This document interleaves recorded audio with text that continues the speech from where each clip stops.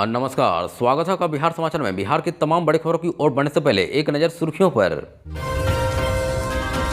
बिहार विधानसभा उपचुनाव के लिए प्रशांत किशोर ने 2 और उम्मीदवारों के नाम का किया ऐलान। बेलागंज और इमामगंज से ये हैं होंगे प्रत्याशी। महात्मा गांधी बनने का ढोंग कर रहे हैं सीएम नीतीश। शराबबंदी का आंकड़ा जारी कर तेजस्वी ने बोला हमला। विधानसभा चुनाव से पहले आरसीपी सिंह बढ़ाएंगे नीतीश और मोदी की टेंशन। जल्द लॉन्च करेंगे खुद की पार्टी। जीतनराम की बहू की राजनीति में एंट्री। इमामगंज से उपचुनाव लड़ेंगी दीपा मांझी। बिहार को केंद्र सरकार का बड़ा तोहफा। राज्य में 1000 करोड़ से बनेंगे 45 नए power sub station. Retire rail कर्मियों के लिए अच्छी खबर, फिर से नौकरी देने जा रही है रेलवे। इतनी होगी सैलरी। 2 मंजिला मकान में लगी भीषण आग। शॉर्ट सर्किट से अगलगी की आशंका। बाल बाल बचे लोग। एनडीए के बाद अब ईडी ब्लॉक में खटपट। एक तरफा फैसले से आरजेडी नाराज। अब चले बढ़ते हैं बिहार की मुख्य खबरों की ओर विस्तार से। इस वक्त की बड़ी खबर, बिहार की 4 विधानसभा सीटों पर होने वाले उपचुनाव को लेकर तैयारियां तेज हो गई है। वहीं चारों सीटों पर चुनाव लड़ने की घोषणा कर चुकी जन सुराज ने आज 2 और उम्मीदवारों के नाम का ऐलान कर दिया है। वहीं प्रशांत किशोर ने बेलागंज और इमामगंज के जन सुराज पार्टी के उम्मीदवारों के नाम का ऐलान किया है। दरअसल जन सुराज पार्टी ने बेलागंज विधानसभा सीट से प्रोफेसर खिलाफत हुसैन को अपना उम्मीदवार बनाया है, जबकि इमामगंज सीट से डॉक्टर जितेंद्र पासवान को उम्मीदवार बनाया गया है। इससे पहले पीके ने तरारी विधानसभा सीट से सेनावृत्त लेफ्टिनेंट जनरल एसके सिंह को अपना उम्मीदवार बनाया था। अब बेलागंज विधानसभा सीट से जन सुराज पार्टी के उम्मीदवार प्रोफेसर खिलाफत हुसैन मिर्जा गालिब कॉलेज में गणित के एचओडी रह चुके हैं। वहीं साल 1976-2002 तक वह मिर्जा गालिब कॉलेज में गणित के लेक्चर रहे। वहीं जनसुराज के इमामगंज से उम्मीदवार डॉक्टर जितेंद्र पासवान शिशु रोग विशेषज्ञ और न्यूनतम शुल्क में बेहतर इलाज के लिए विख्यात हैं। वहीं कोविड-19 के दौरान शेरघाटी अनुमंडल के अंतर्गत मुफ्त चिकित्सा सेवा चलाया था। वहीं डॉक्टर जितेंद्र पासवान पूर्व मुखिया प्रतिनिधि और पूर्व पंचायत समिति प्रतिनिधि भी रह चुके हैं। इस वक्त की बड़ी खबर विधानसभा चुनाव से आ रही है, जहां बिहार में अगले साल विधानसभा का चुनाव होना है। वहीं ऐसे में तमाम राजनेता अब अपनी अंतिम तैयारियों को अब रंग देने में जुट गए हैं। वहीं इसी बीच भाजपा के नेता और पूर्व केंद्रीय मंत्री सह पूर्व राज्यसभा सांसद आरसीपी सिंह ने बड़ा ऐलान किया है। उन्होंने विधानसभा चुनाव से पहले एनडीए के लिए थोड़ी टेंशन बढ़ा दी है। वहीं इस राजनेता ने यह तय किया है कि वह खुद की नई राजनीतिक पार्टी लॉन्च करेंगे। दरअसल राजधानी पटना में आज एक पोस्टर लगाया जिसमें लिखा गया कि टाइगर इज बैक, यानी कि इसके अलावे और भी एक लाइन लिखी गई और इसमें आरसीपी सिंह की तस्वीर लगी हुई थी। वहीं अब अपनी खुद की पार्टी तैयार कर रहे हैं और इस पार्टी के कैंडिडेट इस बार विधानसभा चुनाव में उतरेंगे। दरअसल उन्होंने कहा कि मैं गठबंधन में काफ़ी दिनों तक काम किया हूं और पार्टी चलाने का अनुभव भी हमारे पास है, इसलिए हमारे साथ रहने वाले समर्थकों ने यह सलाह दी है कि मैं अपनी नई पार्टी तैयार करूं। तो हमने यह निर्णय लिया है कि हम लोग इस विधानसभा चुनाव में खुद की पार्टी तैयार कर चुनाव मैदान में होंगे। इस वक्त की बड़ी खबर बिहार से आ रही है, जहां बिहार में जहरीली शराब कांड को लेकर विपक्ष सरकार पर हमलावर बना हुआ है। वहीं नेता प्रतिपक्ष तेजस्वी यादव ने एक बार फिर सोशल मीडिया के जरिए बिहार की डबल इंजन सरकार पर हमला बोला है। वहीं तेजस्वी ने एक्स पर आंकड़े शेयर कर कहा कि शराबबंदी के नाम पर हजारों लोगों की जान लेने वाले नीतीश कुमार महात्मा गांधी बनने का ढोंग कर रहे हैं। वहीं तेजस्वी ने एक्स पर लिखा, बिहार की हर चौक चौराहे पर शराब की दुकानें खुलवाने वाले तथा शराबबंदी के नाम पर जहरीली शराब से हजारों जाने वाले मुख्यमंत्री अब महात्मा गांधी बनने का ढोंग कर रहे हैं। और दरअसल मुख्यमंत्री श्री नीतीश कुमार ने अपने शुरू के 10 वर्षों में बिहार में शराब की खपत बढ़ाने के हर उपाय किए और अब अवैध शराब बिकवाने के हर उपाय कर रहे हैं। वही नेता प्रतिपक्ष ने लिखा कि 2004 और 2005 में बिहार के ग्रामीण इलाकों में 500 से भी कम शराब की दुकानें थी, लेकिन 2015 और 2014 में उनकी शासन में यह बढ़कर 2360 हो गई। वहीं 2004 और 5 में पूरे बिहार में लगभग 3000 शराब की दुकानें थी, जो 2014 और 15 में बढ़कर 6000 से अधिक हो गई हैं। वहीं 1947 से 2005 यानी कि 58 साल में बिहार में सिर्फ 3000 ही दुकानें खुली थी, लेकिन 2005 से लेकर 2015 तक नीतीश जी ने 10 साल में इसे दोगुना कर 6000 कर दिया।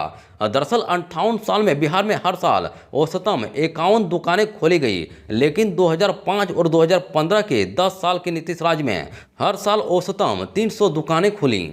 दरअसल सरकारी आंकड़ों के अनुसार शराबबंदी के उल्लंघन के 8.43 लाख मामले दर्ज किए गए हैं, जिनमें कुल 12.7 लाख लोगों को गिरफ्तार किया गया है। इन 12.7 लाख लोगों में 95% दलित और दूसरे वंचित जातियों के लोग थे। वहीं शराबबंदी के नाम पर सबसे ज्यादा शोषण इन्हीं वंचित जातियों के साथ क्यों किया जा रहा है? इस वक्त की बड़ी खबर गया से आ रही है, जहां केंद्र मंत्री और हिंदुस्तानी आवाम मोर्चा के संरक्षक जीतनराम मांझी के बहू की एंट्री राजनीति में हो गई है। वहीं हम के पार्टी के राष्ट्रीय अध्यक्ष और बिहार में मंत्री संतोष कुमार सुमन की पत्नी दीपा मांझी इमामगंज से उपचुनाव लड़ेंगी। वो इस सीट से एनडीए के प्रत्याशी के रूप में चुनाव के मैदान में उतरेंगी। दरअसल एनडीए खेमे में हम पार्टी ने इमामगंज सीट पर अपना उम्मीदवार उतार दिया है। वहीं जीतनराम मांझी की बहू दीपा मांझी को पार्टी ने इमामगंज उपचुनाव में उम्मीदवार बनाया है। अब बता दें कि बिहार विधानसभा उपचुनाव के लिए एनडीए खेमे में हम पार्टी ने इमामगंज सीट पर अपना उम्मीदवार तय कर दिया है। दरअसल देश के 2 राज्यों में विधानसभा चुनाव की घोषणा के साथ ही बिहार की 4 विधानसभा सीटों पर उपचुनाव की तारीखों का ऐलान चुनाव आयोग ने 15 अक्टूबर को किया था। वहीं देश भर के 13 राज्यों की कुल 48 सीटों पर उपचुनाव होने हैं, जिसमें बिहार की 4 सीटें भी शामिल है। दरअसल लोकसभा चुनाव के बाद खाली हुई तरारी, रामगढ़, बेलागंज और इमामगंज सीट पर 13 नवंबर को वोटिंग होगी, जबकि 23 नवंबर को नतीजे आएंगे। इस वक्त की बड़ी खबर, केंद्र सरकार ने बिहार में लगभग 1000 करोड़ की बिजली परियोजनाओं की सैद्धांतिक सहमति दे दी है। वहीं शुक्रवार को दिल्ली में ऊर्जा मंत्रालय के सचिव पंकज अग्रवाल के साथ बिहार बिजली कंपनी ने अधिकारियों का बैठक में इन परियोजनाओं की मंजूरी मिली। वहीं इन परियोजनाओं की डीपीआर तैयार है और जल्द ही इसके लिए केंद्र सरकार से राशि मांगी जाएगी। वहीं केंद्र की स्वीकृति के साथ ही पटना शहर में 10 जबकि राज्य के अन्य शहरों में 35 यानी कि कुल 45 नए पावर सब स्टेशन बनने का रास्ता साफ हो गया है। अब बता दें कि राज्य में हर घर बिजली पहुंच गई है। शहरी इलाके में 23 से 24 घंटे तो ग्रामीण इलाकों में 20 से 22 घंटे बिजली मिल रही है। मगर अधिक दूरी पर पावर सब स्टेशन मिलने से बिजली आपूर्ति की गुणवत्ता प्रभावित हो रही है। वहीं इस कारण ही कंपनी ने निर्णय लिया है कि बिहार में औसतन 30 से 35 किलोमीटर की दूरी पर एक सब स्टेशन का निर्माण हो। वहीं कंपनी ने राज्य में 35 नए सब स्टेशन बनाने का निर्णय लिया है। इस वक्त की बड़ी खबर रेलवे की तरफ से आ रही है, जहां रेलवे के सेवानिवृत्त हो चुके कर्मियों के लिए एक अच्छी खबर सामने आई है। वहीं कर्मियों की कमी को दूर करने के लिए रेलवे 65 वर्ष से कम उम्र में सेवानिवृत्त हो चुके रेल कर्मियों को एक बार फिर से अनुबंध पर बहाल करने जा रही है। दरअसल इसको लेकर रेलवे भर्ती बोर्ड ने रेलवे के विभिन्न क्षेत्रों में 25,000 पदों के लिए बहाली प्रक्रिया शुरू कर दी है। वहीं इन पदों पर वैसे कर्मियों को बहाल किया जाएगा जो 65 वर्ष की आयु में सेवानिवृत्त हो चुके हैं। वहीं इन कर्मियों को कॉन्ट्रैक्ट बेसिस पर नौकरी देने का फैसला लिया गया है। दरअसल 65 साल से कम उम्र के सेवानिवृत्त कर्मचारी पर्यवेक्षकों से लेकर ट्रैकमैन तक की नौकरी के लिए अप्लाई कर सकते हैं। दरअसल ये नियुक्तियां 2 साल के लिए होंगी, जिसे जरूरत पड़ने पर बढ़ाया भी जा सकता है। वहीं मेडिकल फिटनेस और परफॉर्मेंस के आधार पर सभी क्षेत्र रेल महाप्रबंधकों को सेवानिवृत्त कर्मचारियों को नियुक्त करने के लिए अधिकृत किया गया है। दरअसल आवेदकों के पास रिटायरमेंट से पहले 5 सालों की गोपनीय रिपोर्ट में अच्छी ग्रेडिंग होनी चाहिए। वहीं ऐसी कर्मियों के खिलाफ विजिलेंस या विभागीय एक्शन का कोई मामला नहीं होना चाहिए। इस वक्त की बड़ी खबर जमुई से आ रही है, जहां जमुई शहर के रजिस्ट्री कचहरी के पास स्थित 2 मंजिला मकान में सुबह करीब 8 बजे शॉर्ट सर्किट से भीषण आग लग गई। वहीं बिल्डिंग में 20 से 25 लोग किराए पर रहते हैं। किसी तरह के लोगों ने बिल्डिंग से कूदकर अपनी जान बचाई। अब बताया जा रहा है कि बिल्डिंग के बगल में एयरटेल का टावर है, जिसका तेल काफी मात्रा में बिल्डिंग के अंदर ही रखा जाता था। दरअसल शॉर्ट सर्किट से बिल्डिंग के अंदर रखा तेल में आग लग गई। वहीं इसी दौरान वहां रखी 3 बाइक भी जल गई। वहीं आग धीरे धीरे पूरी बिल्डिंग में फैल गई। आग की लपटें इतनी तेज थी कि धुआं का गुब्बार चारों तरफ फैल रहा था, जिसके कारण अगल बगल के लोगों में अफरा तफरी मच गई। वहीं घटना की जानकारी मिलते ही फायर ब्रिगेड की टीम मौके पर पहुंची और कड़ी मशक्कत के बाद आग पर काबू पा लिया।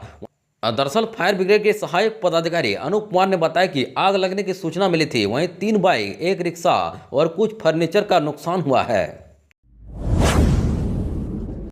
अब बड़ी खबर बिहार के दरभंगा से आ रही है, जहां मुंबई जाने वाली स्पाइस जेट की विमान में बम होने की धमकी के बाद हड़कंप मच गया। वहीं थ्रेड के बाद स्पाइस जेट की विमान संख्या SG-116 को खाली कराया गया और उसकी गहन जांच की गई। वहीं इस दौरान यात्रियों के बीच अफरा तफरी का माहौल बन गया। दरअसल देश भर में विमानों को उड़ाने की धमकी मिल रही है। लगातार मिल रही धमकियों के बाद सुरक्षा एजेंसियां अलर्ट हो गई है और सभी एयरपोर्ट पर विशेष सतर्कता बरती जा रही है। वहीं इसी बीच शनिवार को दरभंगा से मुंबई जा रही स्पाइस जेट की फ्लाइट को बम से उड़ाने की धमकी दी गई, जिसके बाद विमान कंपनी और एयरपोर्ट अथॉरिटी में हड़कंप मच गया। दरअसल CISF के जवानों ने विमान को घेर लिया और आनन फानन में फ्लाइट को खाली कराने के बाद बारीकी से उसकी जांच की गई। वहीं जांच के बाद 2 विमानों को अस्थायी रूप से रोक दिया गया है ताकि किसी तरह की कोई अनहोनी ना हो। वहीं सुरक्षा एजेंसियां सतर्क हो गई हैं और एयरपोर्ट पर सघन जांच अभियान चलाया जा रहा है।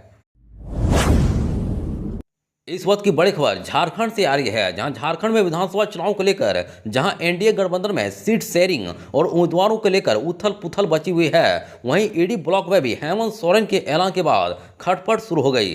वहीं झारखंड के मुख्यमंत्री हेमंत सोरेन ने सीट शेयरिंग को लेकर आज घोषणा की। कहा कि 70 सीटों पर JMM और कांग्रेस के प्रत्याशी चुनाव लड़ेंगे, बाकी 11 सीटों पर RJD, वाम दल और अन्य चुनाव लड़ेंगे। वहीं सीट शेयरिंग की घोषणा होते ही इंडिया गठबंधन में खटपट शुरू हो गई। दरअसल लालू प्रसाद यादव की पार्टी RJD ने इसे एक तरफा फैसला बताया। दरअसल रांची में मीडिया से बातचीत करते हुए RJD के राज्यसभा सांसद मनोज झा ने कहा कि जिस तरह से झारखंड मुक्ति मोर्चा और कांग्रेस ने एक तरफा गठबंधन को लेकर फैसला किया, वो सही नहीं है। दरअसल मनोज झा ने आगे कहा कि तेजस्वी यादव के रांची में मौजूद होने के बावजूद उन्हें गठबंधन को लेकर किए गए जाने वाले ऐलान की सूचना नहीं दी गई। दरअसल RJD नेता झा ने बताया कि कांग्रेस और JM ने एक तरफा 70 सीटों पर गठबंधन का ऐलान कर दिया और हमें 5 सीट ही दिए जाने की बात कही गई। वहीं मनोज झा ने बताया कि 2019 में RJD के उम्मीदवार 5 सीटों पर नंबर 2 पर रहे थे। हम झारखंड में 1 दर्जन से ज्यादा सीटों पर अकेले चुनाव लड़ने में सक्षम हैं।